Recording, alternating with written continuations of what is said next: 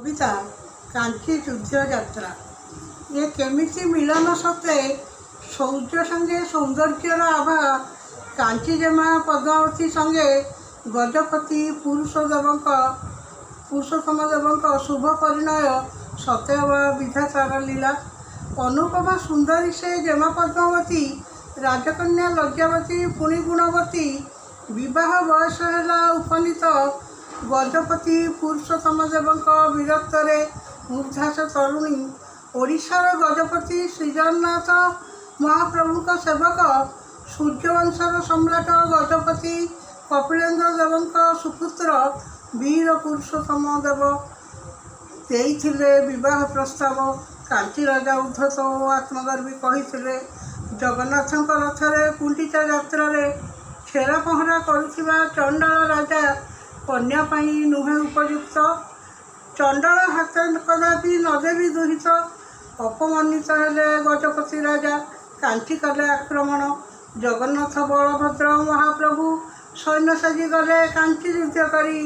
वीर पुरुषोत्तम गजपति राजा युद्ध हेले विजयी जेहेतु श्री जगन्नाथ महाप्रभु भक्त लगी बड़ देउल छाड़ी जाइथिले युद्ध यात्रा करी माणिकी गौडुणी हाथरू दही पी तृप्त हेले दुई भाई रत्न मुद्रिका दे परिचय दे गले ए महान युद्धर विजयी गजपति वीर कांची राज्य जय करी राजकन्या आनिले साथी कांची राजा हेले पराभूत रहिले बंदी जगन्नाथ सेवक राजा गजपति कांची राजार अपमान जलुला छाती ए अपमान तांकर नुहे प्रभु जगन्नाथ अपमान सदम्भे घोषणा कले मंत्री आगे राजजम बर खोजी कन्या देव चंडाल हाथ में पद्मावती अभिमानी सुंदरी नायिका आखिर लुहरे है दिवस व्यतीत मनर मनीष जदि मन कथा बुझी न पारे चंडाल हाथ अर्पण क्यों लगे एक कहले मंत्री साथी गले कांची राजा जमा बुद्धिमान मंत्री सुजोग खोजिले किछि दिन पर आसिला रथयात्रा भरा समावेश गजपति कले श्रीमार्जनी धरी ठाकुर छेरा पहरा सेवा चतुर मंत्री ए समय धरी पद्मावती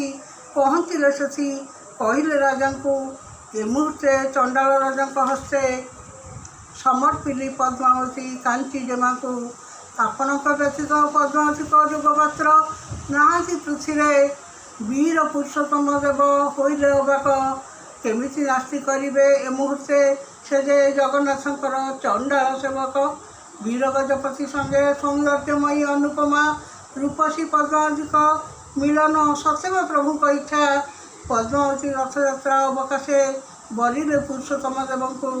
ओडिशा राजांकर जय जयकार होइला पृथ्वी पुरुषोत्तम पद्मावती प्रणर शुभ अवकाशे पुरी धाम उठिला कल्लोले उल्लसित मिलन रे आत्महरा समग्र जनता प्रभु जगन्नाथंकर एक एमिति लीला पद्मावती संगे वीर पुरुषोत्तम देव विवाह विधाता निर्देश उत्कलर गजपति राजा खाली से नुहति लीलामय श्री जगन्नाथ चलती मूर्ति गजपति राजा आम ठाकुर राजा अपमान सहिलेनि महाप्रभु भक्त लगी शरीर युद्ध क्षेत्र हो गले ठिया ए उत्कल गौरवर स्मारकी से प्रभु जगन्नाथ श्रीक्षेत्र घटी थाए एमती केते लीला खेला ओडिशार गजपति वीर वीरेश्वर नवकोटी कर्णाटक कलवर्केश्वर गजपति पुरुषोत्तम वीर तांको विवाह कले उत्कलर राणी हेले पद्मावती इतिहास गाई जाए अमर कहानी ओडिशार इतिहास मादला पांडित कही जाए केते वीर गाथा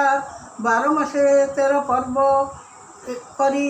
कालिया ठाकुर लीलामय लीला करती श्रीक्षेत्र धाम ए कहानी चिर अमर किंवदंती ये आम ओडिशार गर्व गौरवर प्लीज सब्सक्राइब माय चैनल।